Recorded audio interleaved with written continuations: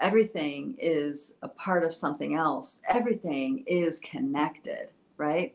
Everything belongs to some, everything is impacted by everything. And because we are, as a whole in our society, we're separated from nature. We don't spend a lot of time in the woods. We don't spend a lot of time outside in the deserts and the landscapes. We've lost the sense of that. But really, if you happen to be fortunate enough to be able to spend a lot of time in nature, you can see how all the movements in the forest are connected to each other. It's like a deer leaping out into a trail and surprising a flock of birds flying up. That has a massive chain reaction through all of the forest.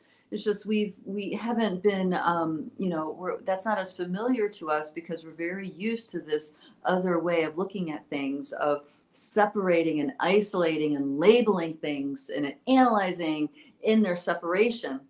That is how the intellectual pursuits are. They specialize, they put into a box, they label, and then they analyze the crap out of that. But really, the feminine way is acknowledging and honoring how everything is connected. Everything is connected. And I can't remember the story that this particular wisdom came from. And that's just me. Sometimes my memory is really sharp, and other times, because of the energies around me, maybe my memory recall isn't so keen.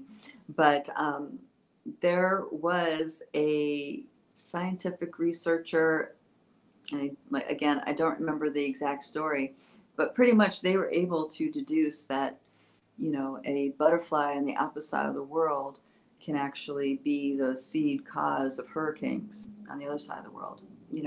That's how interconnected nature is. That's how all of us are interconnected.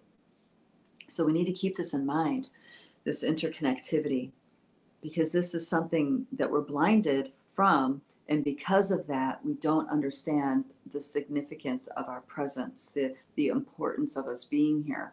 We don't really see the bigger scope of how us choosing to be somewhere or not somewhere, or how we show up here or how we show up there, really has a massive impact on rippling effect impact on all of the reality around us.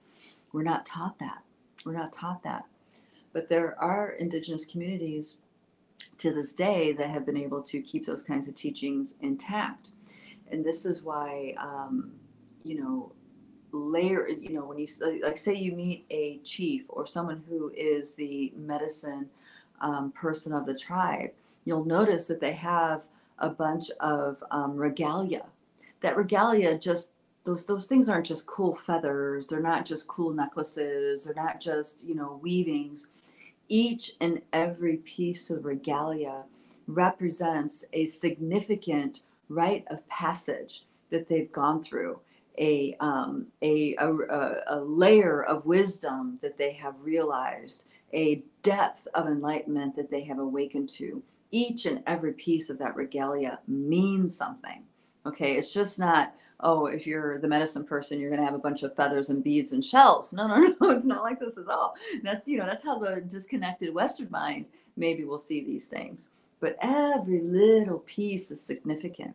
And this is why when you see a chief, and actually a very famous depiction of Indigenous chiefs in Western cultures is the chief with the big the eagle feather. Now I can't remember what those things are called, but why can't I remember what those things are called? You guys know what I'm talking about. It's the eagle feathers that come out. It's that beautiful headdress that they wear.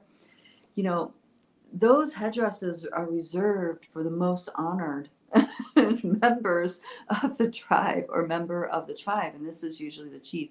And the chief is the chief, not because he's the smartest and brightest. Usually the chief is the chief because he has the biggest heart. He's the most insightful. He's the most interconnected. Okay. And that regalia represents the depth of his connection with spirit. So you can, with that kind of narrative in mind, you can see why certain Indigenous circles get extremely offended when they see some beautiful girl, gorgeous girl dressed scantily wearing one of those. You know, it's an insult. Those kinds of layerings are earned. They are held in deep honor. So so with all that, just I'm just saying this to keep in mind that this interconnectedness is actually part of our true nature. It's part of our humanity. It's just the way our culture is. It really divorces us from that. And I really feel like this is why we focus on labels and separation so much. You know, it's because we're trained to do that. And plus, of course, that narrative is very handy to those that want to, let's say, take advantage of the divides that those labels create.